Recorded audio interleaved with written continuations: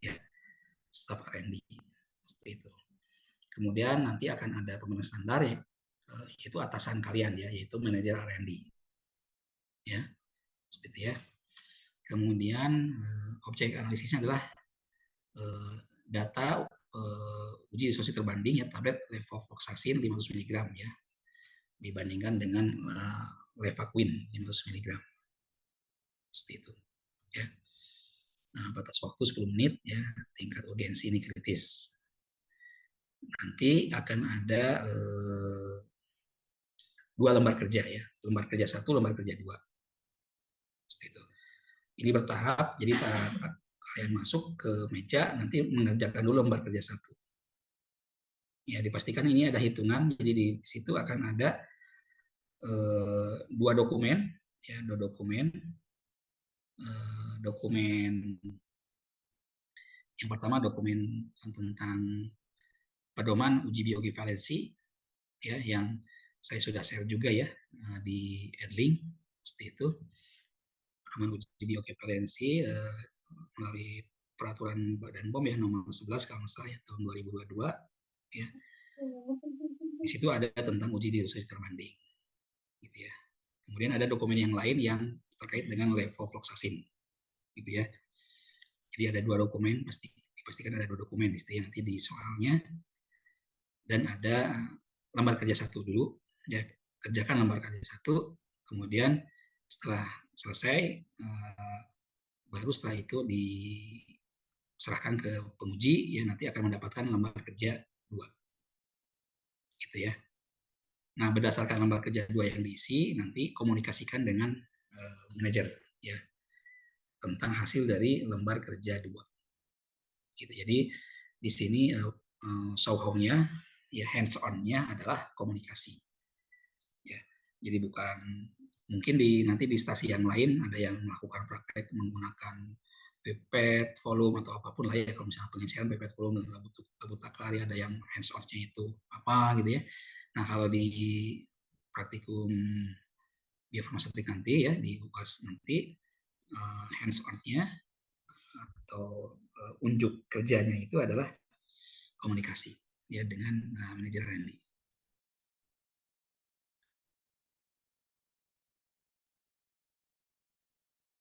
Jadi menit pertama ya, menit awal tentu harus lembar kerja 1 yang dikerjakan ya, lembar kerja 1 ya, nanti serahkan ke lembar kerja 2 gitu ya.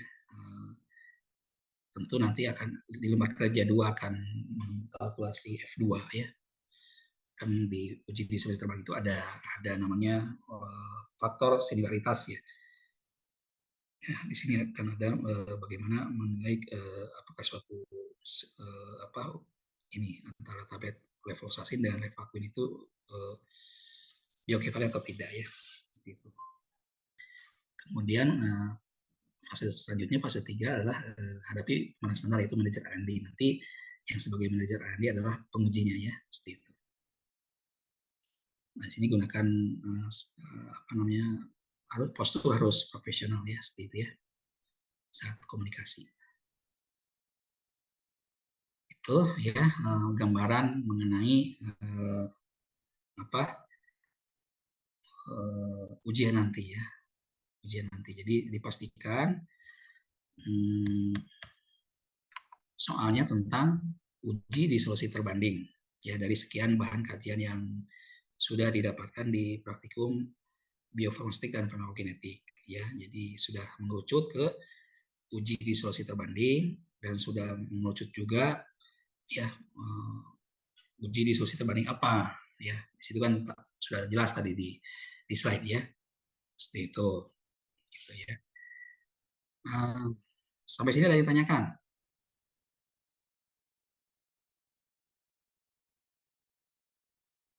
Ada yang ditanyakan? Oke ya.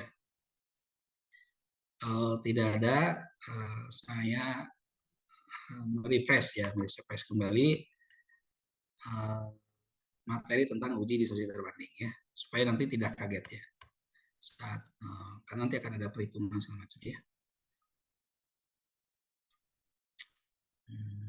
Sebentar.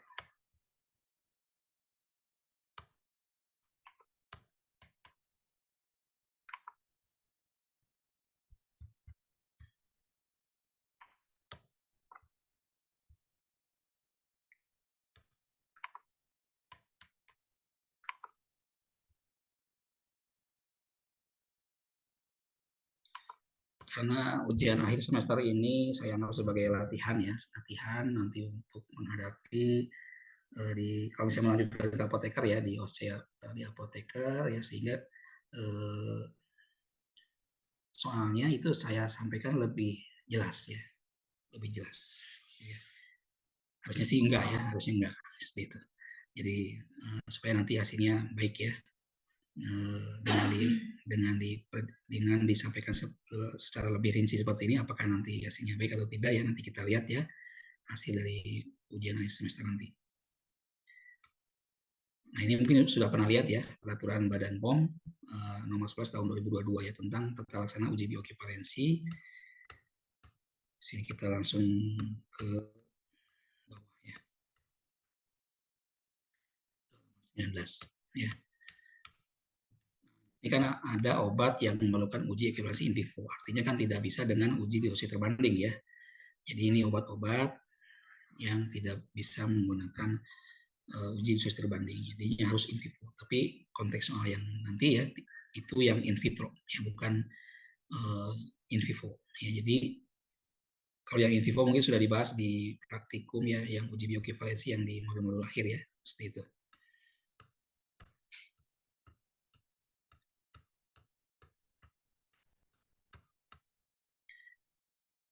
Nah, ini ini kan satu ya, poin satu. Obat yang memerlukan uji ekivalensi in vivo. Kemudian ada juga poin 2. Poin 2 itu obat yang cukup dilakukan uji ekivalensi in vitro. Jadi tidak perlu in vivo gitu ya. Jadi cukup dilakukan in vitro, yaitu uji disolusi terbanding. Ya. Untuk yang bagaimana? Tentu untuk obat yang tidak memerlukan studi ekivalensi in vivo. Jadi kalau masuk ke daftar yang harus in vivo tidak bisa in vitro gitu ya. Jadi tidak termasuk butir C1. C1 kan di atas ya, seperti itu ya. Yang nomor 1. Nah, tentu yang tadi yang levofloxacin itu sudah masuk ke yang boleh in vitro ya. Seperti itu. Kemudian konteksnya nanti adalah tablet lepas cepat ya. Bukan yang tablet atau kapsul lepas tunda, bukan ya, karena tidak masuk ke blueprint Bukai ya. Kalau lepas tunda itu contohnya misalnya salut enterik ya, seperti itu. Kemudian kapsul berisi granul lepas lambat juga bukan ya. Kemudian tablet lepas lambat juga bukan. Ya, sustain release itu tidak masuk. Ya, jadi maksudnya adalah kategori tablet lepas cepat. Seperti itu ya.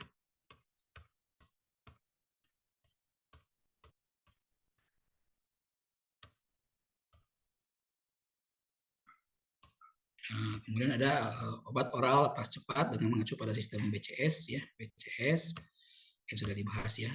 Ada BCS kelas 1, kelas 2, kelas 3 dan kelas 4. Di mana kelas 1 itu kelarutan dalam air tinggi, kemudian prioritas dalam usus tinggi. Kemudian kelas 2 itu kelarutan dalam air rendah, prioritas dalam usus tinggi. Kelas 3 kelarutan dalam air tinggi, prioritas dalam usus rendah. Jadi kebalikan dari kelas 2 ya. Kelas 4 kebalikan dari kelas 1 ya. Jadi dua-duanya rendah, baik itu kelarutan maupun permeabilitas. Kemudian ini kelarutan dalam air tinggi ya, seperti itu.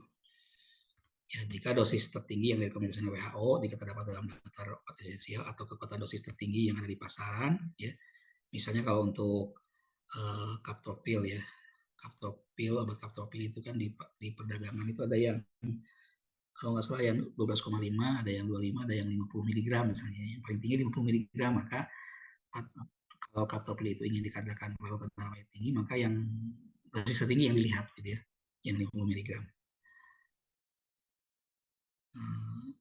larut ya, si 50 mg tersebut larut dalam kurang dari 250 ml media air kisaran 1,2 sampai dengan 6,8. Ya, jadi sebenarnya di tiga ini ya, tiga media yaitu pH 1,2, 4,5 dan 6,8. Baru dikatakan larutan dalam air tinggi ya. Kalau di ketiga media tersebut si kekuatan sediaan yang paling tinggi itu larut dalam kurang dari sama dengan 250 ml media air. Kemudian kalau dikatakan permeabilitas secara khusus tinggi itu jika absorpsi pada manusia lebih besar dari 85% ya dibandingkan dengan dosis intravenous. Kalau intravenous kan pasti 100% ya masuk ke dalam pembuluh darah ya, masuk ke dalam sirkulasi sistemik. Nah, kalau suatu obat itu dia bioavalitasnya itu sampai 85% lebih ya dibandingkan dengan dosis intravenasnya, maka dikatakan permeabilitas dalam khusus tinggi gitu ya. Kemudian ada profil disolusi. Profil disolusi. Jadi nanti ada profil disolusi, ada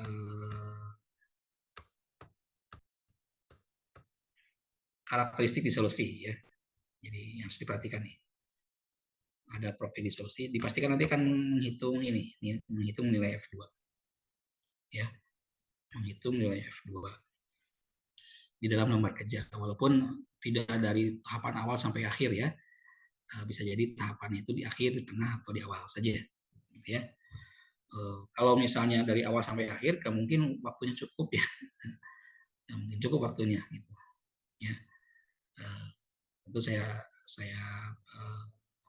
desain yang kira-kira nanti dalam waktu 8 menit itu bisa gitu ya. Semuanya gitu. Sehingga nanti hanya tahapan-tahapan tertentu yang dihitung gitu ya. Jadi tinggal menghitung beberapa tahapan saja gitu ya. Jadi tidak benar-benar dari awal sampai akhir menghitungnya. Gitu. Ya. Mungkin untuk lebih mengingat ya di sini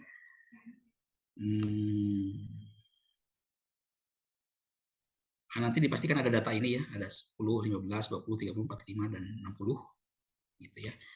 Akan ada data akan ada data yang diuji dan pembanding. Gitu ya. Apakah itu nanti lembar kerja 1 atau lembar kerja 2. Gitu ya, nanti dilihat. Sudah terbayang belum ya ini? Bagaimana pengolahan datanya? Sudah terbayang belum? Masih agak bingung, Bapak. Masih agak bingung. Oke ya, kalau karena ada yang menyatakan masih ada bingung, saya simulasikan sekarang supaya nanti saat ujian tidak bingung ya.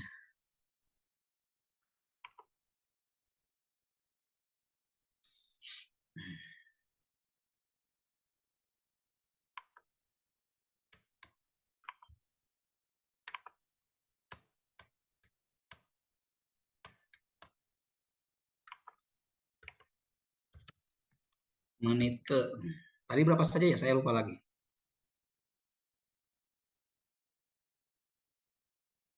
Ada yang masih ingat tadi yang di dokumen? 5, 10. 5, 10, terus 10, 15, 20, 15, 20, 30, 30. 45, dan 60, Pak. Oh ya. Coba saya cek ya. Benar ya? Oh 5 nggak ada ya, 10 langsung ya. 5 nggak ada. Iya, Pak. Ya, jadi 10, 10, 15, 15, 20, 30, 45, 60. 10, 15, 20, 30, 45, 60. Ya, betul ya. Gitu ya. Jadi ada berapa kali sampling nih? 1, 2, 3, 4, 5, 6 ya, 6 kali sampling. Ya.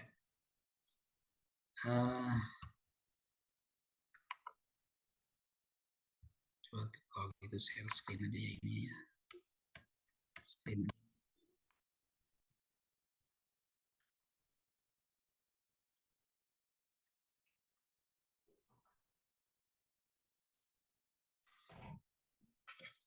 Oh, tanda tangan aja. Iya. Saya lagi ngajar soalnya. Sebentar ya.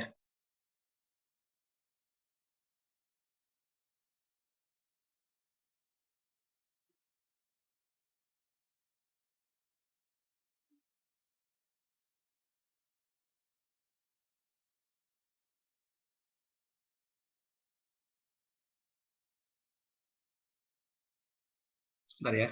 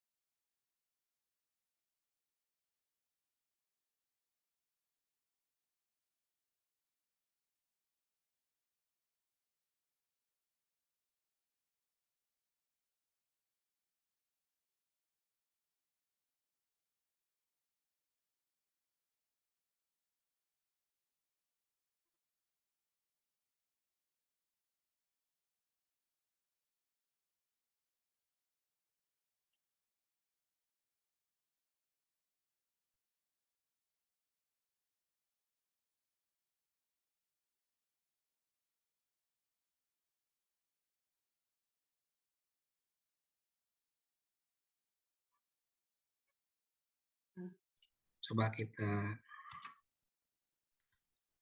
lihat tuh kan ya.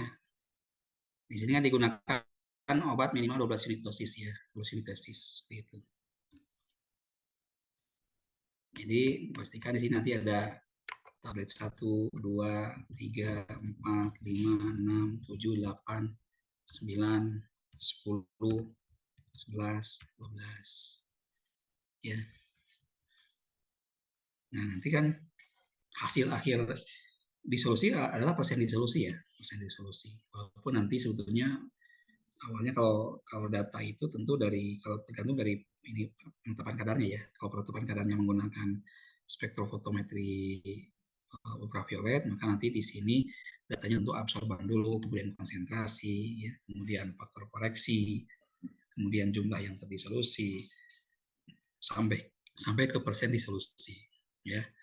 Nah, tentu nanti di lembaga kerja tidak betul-betul dari awal ya. Misalnya ada absorban, kemudian nanti dihitung seterusnya. Jadi langsung sudah ada bentuk data ya, data persen disolusi. Nanti akan ada data di sini ya. Berapa persen. Nanti di sini kan ya ini nanti akan ada ini. Kalau ini misalnya ini reference atau pembanding ya, maka itu adalah R ya, R besar di sini ya. Kalau misalnya dia itu adalah yang diuji atau tes ya, T, maka ininya T besar, T kecil ya. Kalau misalnya sini misalnya R, T kecil gitu ya. Nah, di sini adalah apa? Adalah persentase kumulatif rata-rata obat yang larut pada setiap waktu sampling. Jadi kan ini nanti dirata-ratakan ya. Dari 12 ini misalnya menit ke 10 itu berapa persen yang terlarut dari tablet 1 misalnya 60%, ada yang 65, ada yang sekian ya. Nah, dia dirata-ratakan berapa ya. Untuk menit ke-15 dirata-ratakan berapa gitu ya. Menit ke-20 rata-ratanya berapa.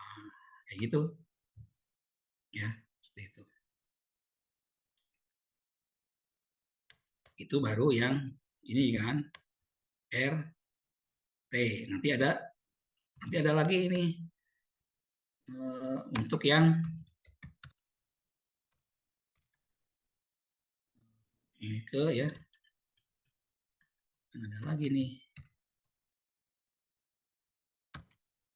untuk yang misalnya yang dites ya, yang diuji 1, 2, 3, 4, 5, 6, 7, 8, 9, ya 10, 11, 12. Yang diuji berarti di sini adalah istilahnya itu adalah hurufnya lambangnya ya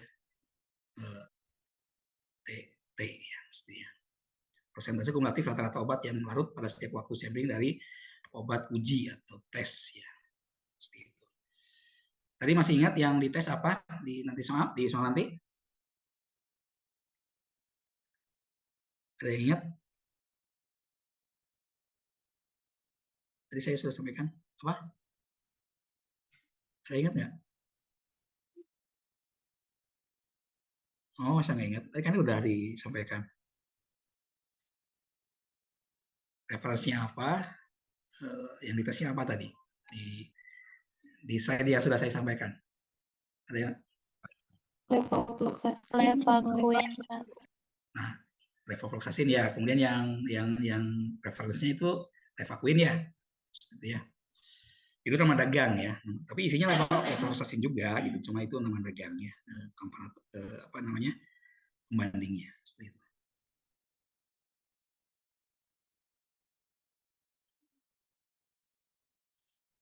Itu jadi nanti kan ketemu tuh ya, ada RT pada menit ke-10, ke-15, ke-20, ke-30, ke-5, ke-60. Tinggal dimasukkan ke rumus ini kan sebetulnya. Ke rumus ini. Gitu ya. Ini N-nya berapa nih? N-nya. Itu jumlah titik sampling. Itu jumlah titik sampling. N-nya berapa? Ada yang bisa jawab? N-nya berapa? 6, Bapak. Betul ya. 1. Ini ke-10, 1, 2, 3, 4, 5, 6. Ya, 6. Seperti itu. Ya, kemudian nanti dapat nilai F2 ya. Jadi nanti harus bisa menggunakan kalkulator. Jadi selain perkalian pembagian pangkat ya, pangkat juga fungsi log ya, fungsi log seperti itu. Dan sekali lagi tidak mungkin ini semua belum terisi ya, belum terisi di soal gitu ya, kemudian nanti dihitung satu persatu, itu pasti lama ya. Tentu saya juga memperkirakan ya, jadi nanti ada patahan tentu saja yang diisi ya, supaya nanti paham seperti itu. Gimana, kebayang? Ya, jadi dipastikan menghitung F2. Ya. Jadi kalau F2-nya 50 sampai 100 itu berarti dia bioekivalen ya.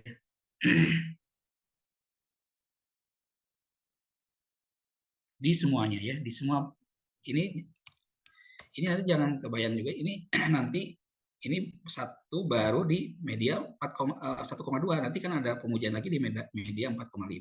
Jadi ada 3 tabel gini nih untuk yang RT, ada 3 tabel ini. Jadi ada yang di media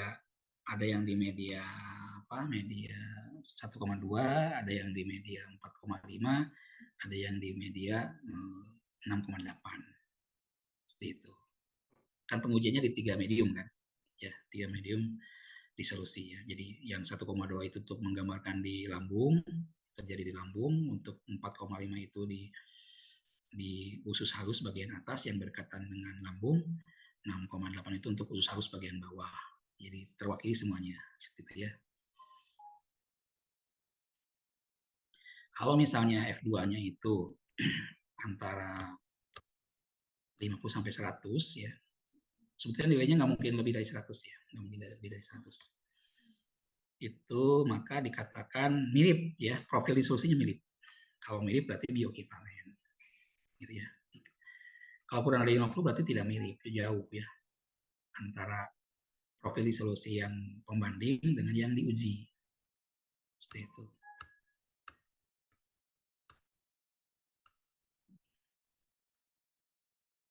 Kemudian yang harus diperhatikan yang kedua adalah ini karakteristik disolusi ya untuk obat lepas cepat, karena nanti kan konteksnya adalah obat lepas cepat ya, obat lepas cepat, bukan obat lepas lambat, obat lepas tunda. Jadi konteksnya adalah obat lepas cepat.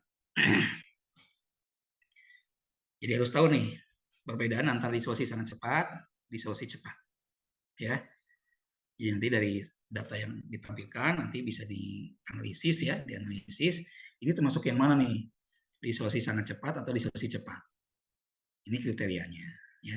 Kalau nanti misalnya lupa lagi, ya tinggal baca dokumennya, kan nanti dokumennya disediakan ya. Dokumennya nanti disediakan di meja. Seperti itu. Jadi nanti akan ada proses menganalisis ya, menganalisis apakah ini disolusi cepat atau sangat cepat ya. Seperti itu. Ini kriterianya nanti dibaca ya. Nah, di sini beda-beda kan untuk BCS kelas 1, kelas 2, kelas 3 ya. Untuk kelas 1 ya dikatakan bioekivalen kalau misalnya obat memiliki zat aktif dengan biosolusi yang sangat cepat pada 3 media disolusi dengan pH yang berbeda. Tadi ya ada pH 1,2, 4,5 dan 6,8. Kalau si obatnya itu ya baik yang diuji maupun yang pembanding ya, ketiga-tiganya kalau dia sudah masuk ke BCS kelas 1 ya, BCS kelas 1 kemudian setelah diuji ternyata ketiga-tiganya itu disolusinya sangat cepat ya. Sangat cepat yang bagaimana yang tadi ya, yang ini nih, sangat cepat. Kalau sangat cepat maka untuk BCS kelas 1 ya, untuk BCS kelas 1 tidak perlu profil disolusi lagi sebetulnya ya, kalau sudah termasuk sangat cepat ya. Makanya di sini atau ya, di sini atau obat memiliki zat aktif dengan disolusi yang cepat ya. Kalau hanya cepat saja, tidak sangat cepat, itu ada kriteria lain adalah dan di sini ya, dan profil disolusinya mirip. Jadi kalau BCS kelas 1 ternyata kategorinya masuk hanya cepat saja, tidak sangat cepat, maka harus ditambah dengan profil disolusinya harus mirip. Tapi kalau misalnya dia sangat cepat, tidak perlu mengolah data profil disolusi sebetulnya. Ya. Sekarang obat dengan BCS kelas 2 ya. Jadi obat dengan zat aktif memiliki prioritas dalam usus yang tinggi, tetapi kelautan dalam air rendah. Tapi walaupun dia kelautan dalam air rendah, tapi dia masih termasuk kelautan dalam air tinggi ya pada pH 6,8. BCS kelas 2 asam lemah di sini ya. Jadi walaupun dikatakan dia kelautan dalam air rendah ya, tapi dia masih termasuk yang tinggi ya, kelarutannya di pH 6,8, artinya di 4,5 dan 1,2, di pH 4,5 dan 1,2 dia masih rendah ya, kelarutannya rendah, tapi dia masih termasuk tinggi ya, kelarutannya di pH 6,8, maka bisa ya Pak, BCS kelas 2 seperti ini bisa uji disolusi terbanding ya. Nah di sini kriterianya adalah obat memiliki zat aktif yang disolusi yang cepat ya, yang cepat pada pH 6,8, jadi harus cepat pada pH 6,8 ya. Dipastikan kan nggak mungkin sangat cepat ya, karena kan dia kelautan rendah ya. Jadi obat BCS kelas 2 ini harus termasuk cepat di pH 6,8, walaupun misalnya di pH 1,2 dan 4,5 itu tidak cepat ya, tidak cepat, itu termasuk yang lambat ya, karena kan kelautannya rendah ya di pH 1,2 dan 6,8. Dan di sini obat memiliki zat aktif dengan profil disolusi yang mirip dengan komparator pada pH 1,2, tapi tetap untuk profil disolusi harus diuji di tiga-tiganya ya, di 1,2, 4,5 dan 6,8, walaupun dia termasuk larutan dalam pH 1,2 dan 4,5 rendah ya, tapi tetap diuji profil disolusinya ya di pH 1,2, 4,5 dan 6,8. Juga berlaku jika disolusi kurang dari 10% pada salah satu pH. Ya, seperti itu. Jadi kalau dalam salah satu pH kurang dari 10% nih yang terdisolusi ya, terdisolusi itu masih bisa dilakukan ya, pada salah satu pH ya, salah satu pH. Seperti itu. Kemudian itu BCS kelas 2 ya. Kemudian BCS kelas 3 nih. BCS kelas 3 kan karakteristiknya adalah dia kelautan dalam air tinggi ya. Kemudian kualitas dalam usus rendah ya. Nah, di sini obat memiliki zat aktif dengan disolusi yang sangat cepat. Jadi kalau BCS kelas 3 itu disolusi harus sangat cepat. Tidak boleh hanya cepat gitu ya. Di pH 1,2, 4,5 dan 6,8. Karena kan dia kelautan dalam air tinggi kan, kelautan dalam air tinggi, dan dia harus sangat cepat ya di pH 1,2, 4,5 dan 6,8. Dan obat tidak mengandung excipient yang diketahui mengubah motilitas dan atau penetrasi saluran sana. Jadi harus diyakinkan ya ke Badan POM ya oleh industri tersebut bahwa eksibien yang digunakan tidak ada yang mengubah motilitas dari usus ya, dari saluran cerna, sehingga nanti mengubah permeabilitas ya dalam usus. Karena kan di sini yang baiknya itu kan hanya permeabilitas, kelarutannya kan rendah ya. Yang maksud saya yang kelarutannya kan tinggi ya, tapi yang jelek itu kan permeabilitas ya, sehingga nanti kalau misalnya ada eksipien yang mengubah motilitas itu akan sangat mengganggu ya, akan sangat mengganggu, menambah keburukan dari obat tersebut ya, karena dia permeabilitas dalam ususnya sudah rendah ya.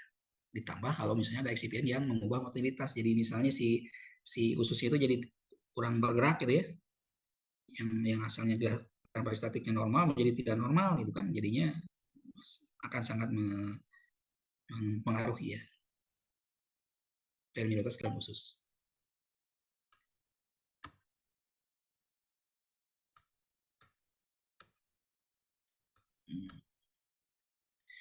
Itu ya mengenai isi dari uji diskusi terbanding ya, dan bagaimana pengolahan datanya ya, seperti itu. Jadi dipastikan nanti akan ada lembar kerja 1 dan lembar kerja 2. Lembar kerja 1 apa namanya, dan dipastikan nanti ada hitungan dan sudah disediakan kalkulator ya, jadi tidak perlu bawa kalkulator sendiri ya. Jadi sudah disediakan nanti kalkulatornya di meja. Fungsi yang diperlukan itu adalah biasa, seperti biasa, tambah kurang kali bagi dan fungsi log ya, fungsi log seperti itu. Sampai sini ada yang tanyakan?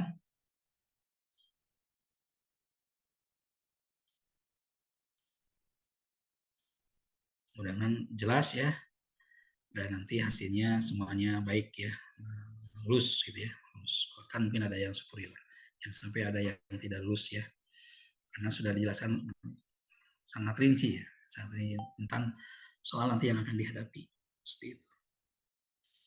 Kemudian nanti diperhatikan saat komunikasi ya dengan membrane standar ya. Ini kan artinya komunikasinya kan antara bawahan ke atasan ya. Jadi postur tubuh harus mendukung gitu ya. Seperti itu. Gitu ya. Apa namanya? Perhatikan juga yang dilaporkan harus detail ya. Dilaporkan.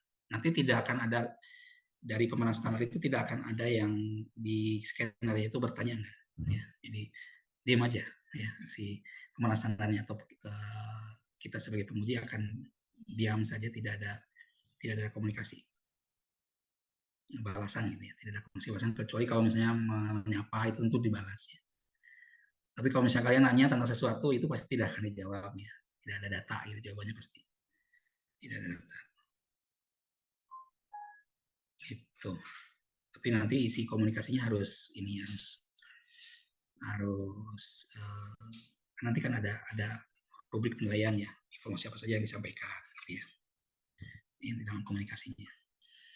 Jadi nanti dalam komunikasi itu akan terlihat isi komunikasinya dan juga sikap perilaku profesional yang akan dilihat di situ, akan dinilai. Jadi ada di dua aspek ya saat komunikasi itu. Komunikasinya sendiri dan sikap perilaku profesional itu dilihat di situ. Ya, rubriknya itu dari saat komunikasi. Itu. Ya.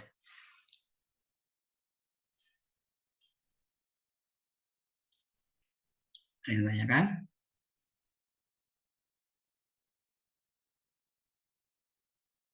Jelas, betul, ini sudah jelas.